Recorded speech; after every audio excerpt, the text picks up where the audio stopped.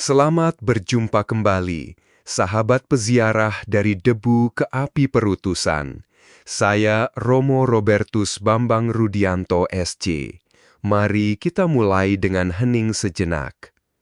Tarik nafas pelan, dengan cinta kasih, mendoakan dari dalam hati.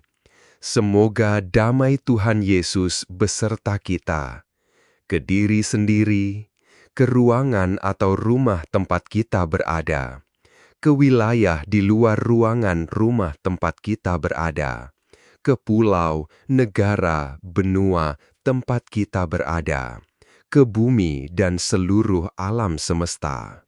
Sampaikan doa dengan terus mengatakan, semoga damai Tuhan Yesus beserta kita. Sadari bahwa Anda sedang di hadapan Tuhan yang hidup.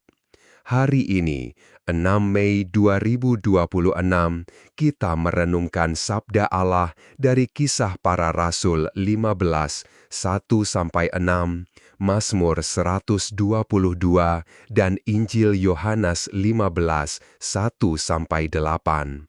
Sabda Tuhan menjadi fondasi utama kita. Bukan pendapat kita, bukan kegelisahan kita, melainkan suara Kristus sendiri yang ingin menuntun hati kita. Marilah kita awali renungan dengan doa pembukaan. Yesus, pokok anggur sejati, pangkaslah ranting-ranting egoisme kami yang menghambat pertumbuhan kasih.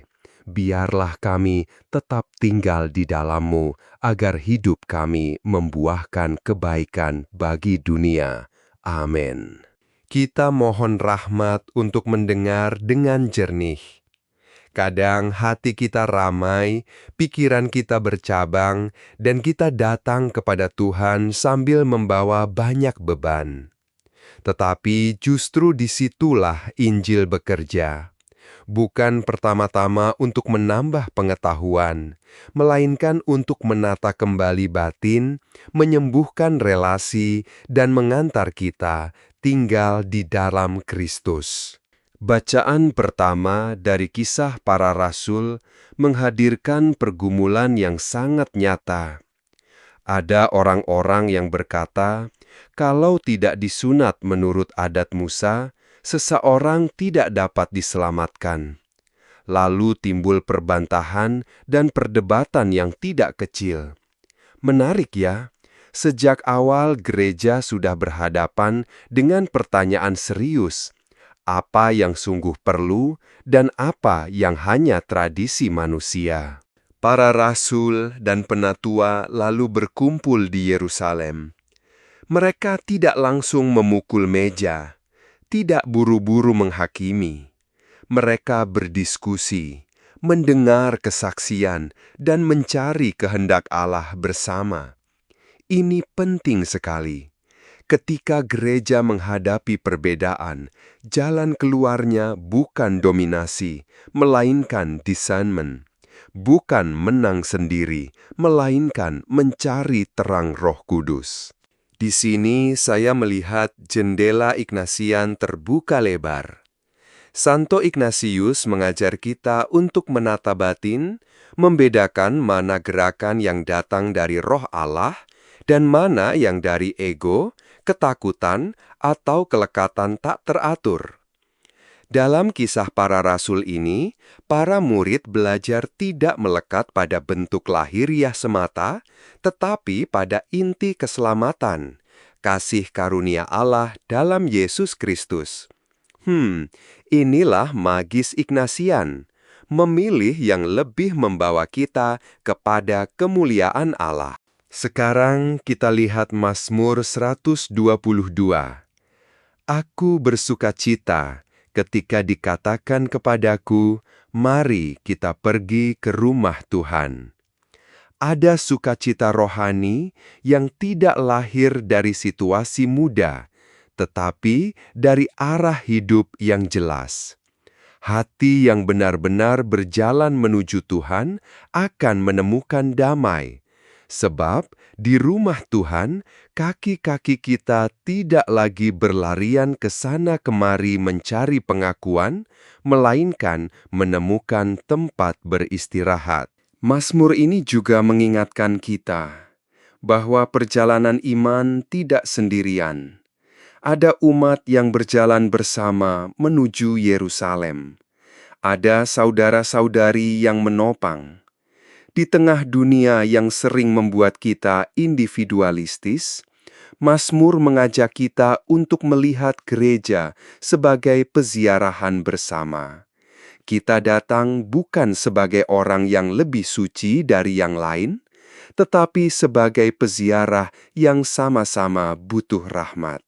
Lalu, Injil Yohanes 15, 1-8 membawa kita ke pusat yang sangat indah.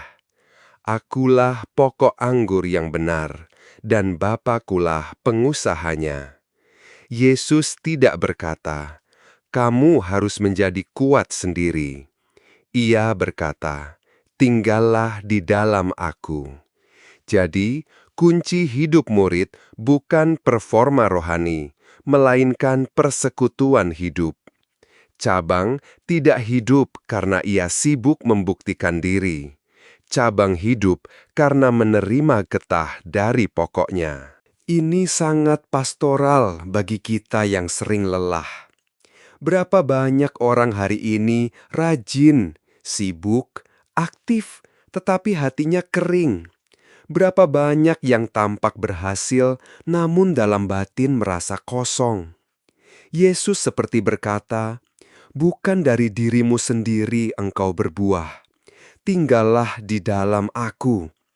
Itu sangat membebaskan.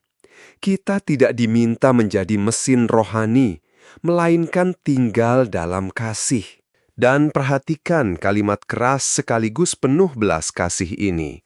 Ranting yang tidak tinggal pada pokok akan kering, lalu dibuang. Ini bukan ancaman untuk menakut-nakuti, tetapi peringatan agar kita tidak hidup dari ilusi. Tanpa Yesus, kesalehan kita bisa menjadi formalitas. Tanpa tinggal dalam Dia, pelayanan kita bisa berubah jadi aktivisme kosong. Tanpa doa, keputusan kita mudah dikuasai oleh ego. Mari kita buka jendela Fransiskan. Santo Fransiskus Assisi mengajarkan persaudaraan semesta. Manusia, alam, bahkan udara dan air, semua adalah saudara dan saudari yang patut dirawat. Jika kita tinggal dalam Kristus, kita belajar menghormati kehidupan. Cabang yang berbuah bukan cabang yang rakus.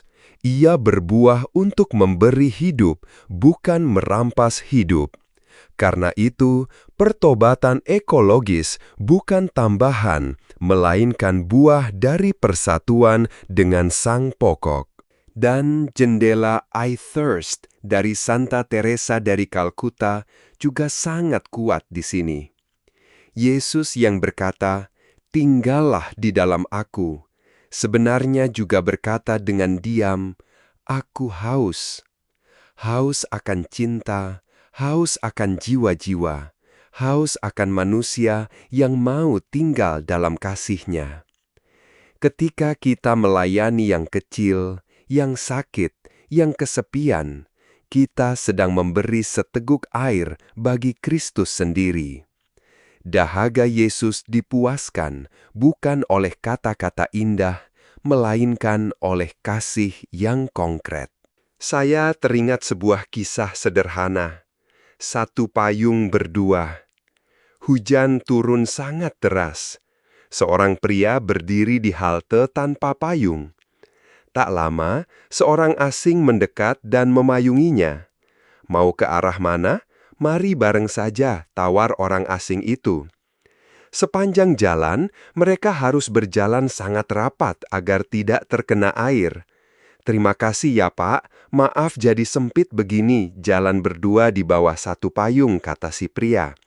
Orang asing itu tertawa. Justru karena sempit, kita jadi tidak terkena hujan. Kalau kita jalan jauh-jauh, payung ini tidak akan cukup. Kasih itu mirip payung ini. Dia memaksa kita untuk tetap dekat satu sama lain. Nah, itu kehadiran Tuhan dialami ketika kita berjalan dan tinggal bersama dalam satu payung.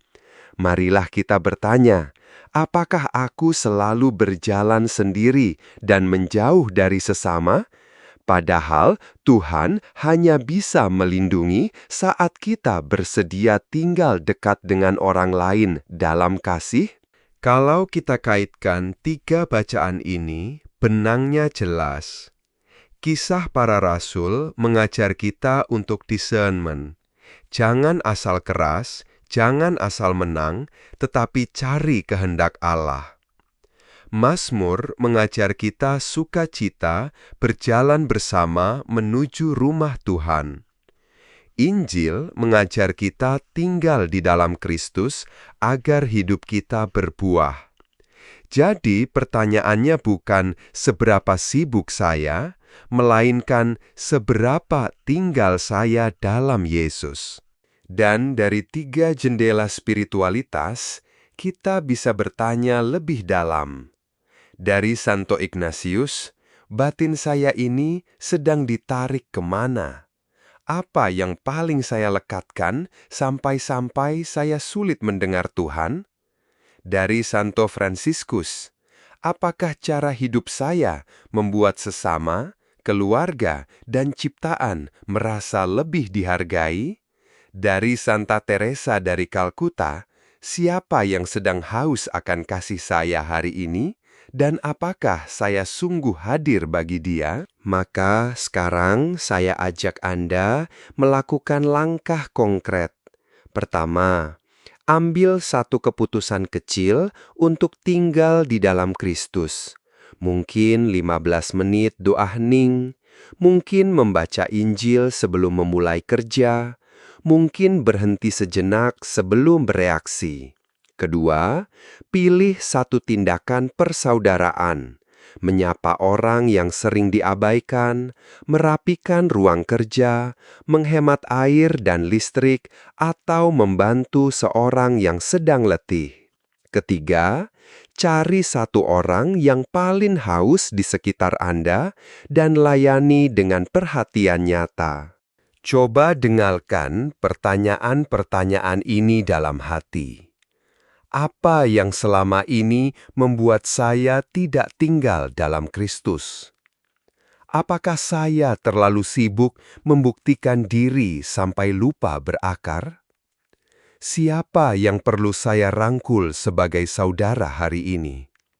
Dan kepada siapa saya bisa berkata lewat tindakan sederhana, "Kamu berharga, kamu tidak sendiri. Tuhan mengasihimu." Saudari-saudara, doa penyerahan kita hari ini sederhana. Tuhan tidak meminta kita menjadi besar dalam satu hari. Ia hanya meminta kita tinggal. Tinggal dalam sabdanya, tinggal dalam kasih-Nya, tinggal dalam kehendak-Nya.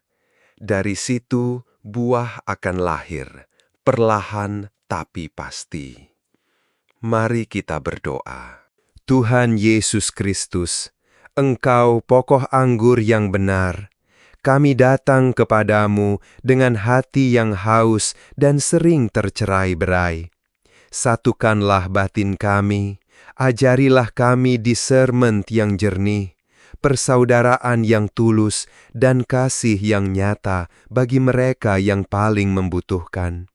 Jadikanlah hidup kami berbuah untuk kemuliaan Bapa, dan mampukan kami tinggal di dalam Engkau hari ini dan selamanya. Amin.